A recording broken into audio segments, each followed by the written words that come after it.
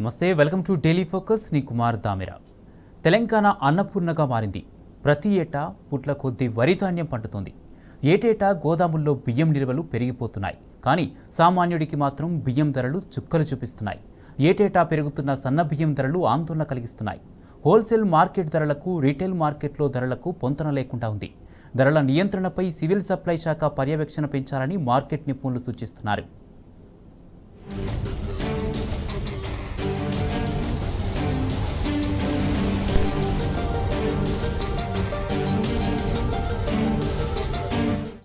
బియ్యం పిరమైపోతోంది.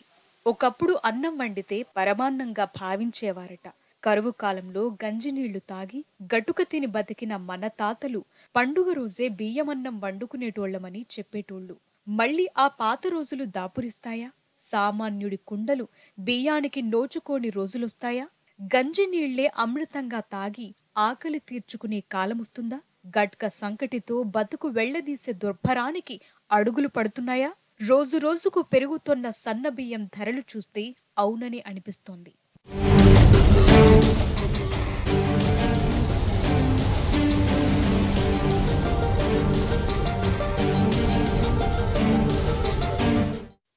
బియ్యం కుండలో పడకముందే కుతకుతలాడుతున్నాయి. పొయ్యి మీద పెట్టకముందే మంటలై మండుతున్నాయి. ఊహించని రీతిలో బియ్యం ధరలు పెరిగిపోతున్నాయి. మునుపెన్నడూ చూడని ధర పలుకుతున్నాయి. తాజాగా సన్న బియ్యం రికార్డ్ స్థాయిలో 60 రూపాయల ధర దాటింది. గతేడాది ఏ గ్రేడ్ సన్న బియ్యం కిలోకు 48 నుంచి గరిష్టంగా 54గా ధర పలికింది. కానీ ప్రస్తుతం కిలో 60 నుంచి 70 వరకు పెరిగిపోయాయి. ఉత్పత్తి డిమాండ్ ధరలపై ప్రభావం చూపిస్తాయి. కానీ బియ్యం ధరల విషయంలో అధికారిక లెక్కలు మార్కెట్ నిపుణులను ఆశ్చర్యపరుస్తున్నాయి. ఎందుకంటే రాష్ట్రంలో వరి ధాన్యం ఉత్పత్తి రికార్డ్ స్థాయిలో పెరిగింది. నిరుడు రబీ సీజన్ లెక్కల ప్రకారం దాదాపు 80 నుంచి 85 లక్షల మెట్రిక్ టన్నుల ధాన్యాన్ని ప్రభుత్వం సేకరించింది. గతంలో కంటే 25 లక్షల మెట్రిక్ టన్నుల వరి ధాన్యాన్ని ఎక్కువగా సేకరించినట్టు సివిల్ సప్లై శాఖ లెక్కలు స్పష్టం చేస్తున్నాయి. మార్కెట్ డిమాండ్ కంటే ఎక్కువగా బియ్యం అందుబాటులో ఉన్న ధరలు మాత్రం ఏటేటా పెరుగుతూనే ఉన్నాయి. ఈరోజు చూసినట్లయితే బియ్యం రోజు రోజుకు మంటలు మండే స్థాయికి ఎదిగిపోతున్నాయి. రైతులు ఆరుగాలం కష్టం చేసి పండించిన పంట వారి చేతి నుండి వెళ్ళిపోయి దళారు చేతిలో పోయిన తర్వాత ఇవాళ బియ్యానికి రేట్లు పెరిగి ఒక బ్లాక్ దందాగా ఏర్పడి ఇది జరుగుతుంది. సామాన్య ప్రజలు ఒక క్వింటాకు 5 నుండి 6 వేలు పెట్టి కొనలేని పరిస్థితిలో ఉంది. ఇప్పుడు అలాంటి ధరలు పెరుగుతున్నాయి. ఒక ఫ్యామిలీకి కావాలన్నా కనీసం ఒక 3 నుండి 4 క్వింటాల బియ్యం అవసరం. అలాంటిది ఒక 20 నుండి 25 వేల రూపాయలు ఖర్చు పెట్టాల్సిన పరిస్థితి. వీటికే ఇన్ని డబ్బులు ఖర్చు పెడితే నిత్య అవసర సరుకులకు ఇంకా ఏ విధమైన ఖర్చులు పెట్టాలి? దీన్ని వెంటనే ప్రభుత్వం గ్రహించి వారిపైన చర్యలు తీసుకొని సామాన్య ప్రజలకు న్యాయం చేయాలని కోరుచున్నాను. ఒకవైపు నిత్యవసర సరుకుల ధరలతో ఉక్కిరిబిక్కిరవుతున్న ప్రజలకు పెరిగిన బియ్యం ధరలు కంటి మీద కునుకు లేకుండా చేస్తున్నాయి. గడచిన నెల రోజుల వ్యవధిలోనే క్వింటాల్ బియ్యం ధర 1000 నుంచి 1500కు పెరిగింది. రాష్ట్రంలో గతేడాది క్వింటాల్ బియ్యం ధర 3500 నుంచి 4500 వరకు ఉండేది. ఇప్పుడు బియ్యం రకాన్ని బట్టి హెచ్ఎంటీ, బీపీటీ, సోనా మసూరి బియ్యం ధరలు 6200 నుంచి 7000 వరకు ధర పలుకుతున్నాయి. హైదరాబాద్లో సాధారణ రకం బియ్యం 26 కిలోల బస్తా ధర 180 నుంచి 250 వరకు పెరిగింది. గతంలో 1200 ధర ఉన్న 26 కిలోల బస్తా ధర ప్రస్తుతం 1500కు పైనే పలుకుతోంది. ఇక ఫైన్ క్వాలిటీ బియ్యం 26 కిలోల బస్తా ధర 1650 నుంచి 1800 దాకా ఉంది. రాబోయే రోజుల్లో బియ్యం ధరలు మరింత పెరిగే అవకాశం ఉందని వ్యాపారులు చెబుతున్నారు. రైస్ తీసుకోవడానికి చింతలకి వచ్చాము. ఎక్కడ చూడ రేట్లు రేట్లు పెరిగిపోయినాయి. ప్రస్తుతానికి అసలు లేనే లేవు. రైస్ ఎక్కడ చూసినా రేట్లు మండిపోతున్నాయి. కొనేలాగా లేదు అసలు. ఇప్పుడైతే కొనేలాగా లేదండి. చాలా రేట్లు అయిపోయినాయి. కేజీ 60 చెప్తున్నారు, 55 చెప్తున్నారు, 65 చెప్తున్నారు. గతంలో తక్కువ ఉండే అండి. ఇప్పుడైతే మరి ఘోరంగా ఉన్నాయి. ఏంటో మరి ఘోరం. డబ్బులు పెట్టలేం కదా, వచ్చేది తక్కువ కట్టేది ఎక్కువ అన్నట్టు అయిపోతుంది. లాస్ట్ టైం 40-45 ఉండి మంచి ఎక్కువ 50 ఎంఎల్ పొడి మేము పర్చేజ్ 71 రూపాయలు కూడా మేము కొనవలసి వచ్చింది. 72 రూపాయలు మాకు పడింది. ఇది మిరియాలు కూడా ఎక్కువ మిరియాలు కూడా నుంచి వస్తాయి, లోపల ఖర్చు నుంచి వస్తాయి. క్వాలిటీ ఉన్నాయితే రేట్ ఎక్కువ ఉన్నాయి, క్వాలిటీ తక్కువ ఉన్నాయితే రేటు తక్కువ ఉన్నాయి. కొత్త బియ్యం అయితే ఉన్నాయి కానీ అందరూ తినలేరు కాబట్టి పాత బియ్యం కంపల్సరీ ఎఫెక్ట్ పడుతుంది. సేల్స్ కొంచెం తక్కువ. అందుకని చాలామంది కూడా ఊరి నుంచి వచ్చిన ఊరి నుంచి కూడా తెచ్చుకోవడానికి చెప్పారు.